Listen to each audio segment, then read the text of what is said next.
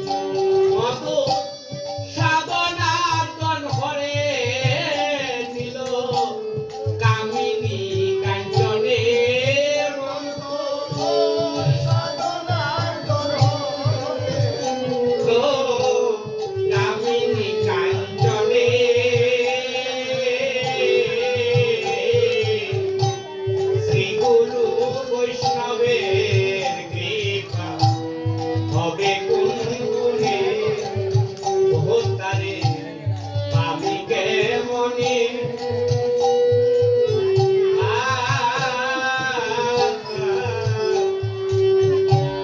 শ্রী গুরু বৈষ্ণবে হবে গুণী মনরে গুরু সেবা অবশেষ পদ ধুলিয়া পদ দৌত জল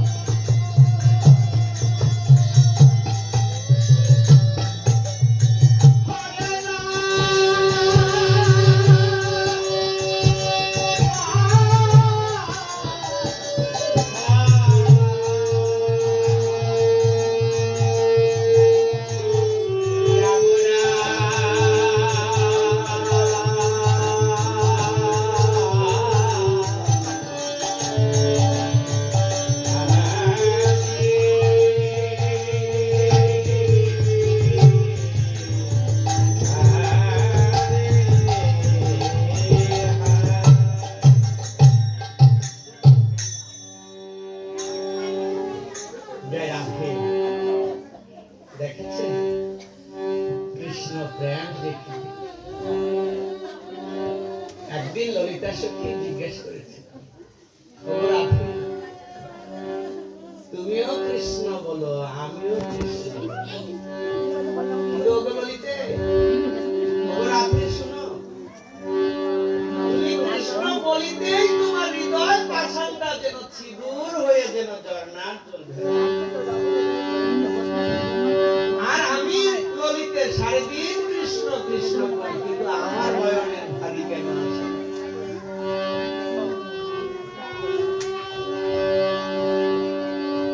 তখন আমার শ্রীমতী রাধারানী বলেছিল, ওগো ললিতে শোনো, কৃষ্ণ বলিতে যদি কারুর দেহে না হয় প্রেমের অঙ্কুর, মনে রাখবে এই দেহে পাপ আছে।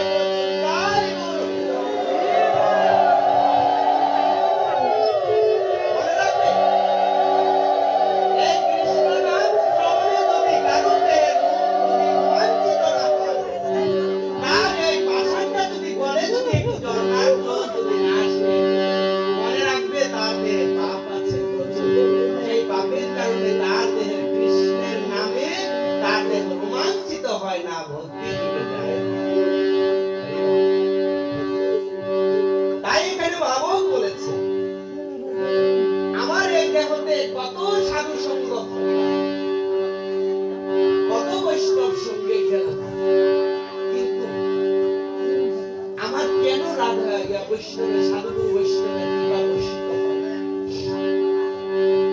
বলছে হ্যাঁ, আমাদের দেহের এই পাপ তাপ যদি দূর করতে চান, তবেই বলছে যে এই সাধুগুরু বৈষ্ণবদের পরশ করলে নাকি সরস পাওয়া যায়। আজকে এই আসলে আমরা তাই দেখতে পেলাম যে একটু প্রেম হইতেই সবাই একে অপরকে জড়িয়ে ধরে প্রেমালিঙ্গন করছে।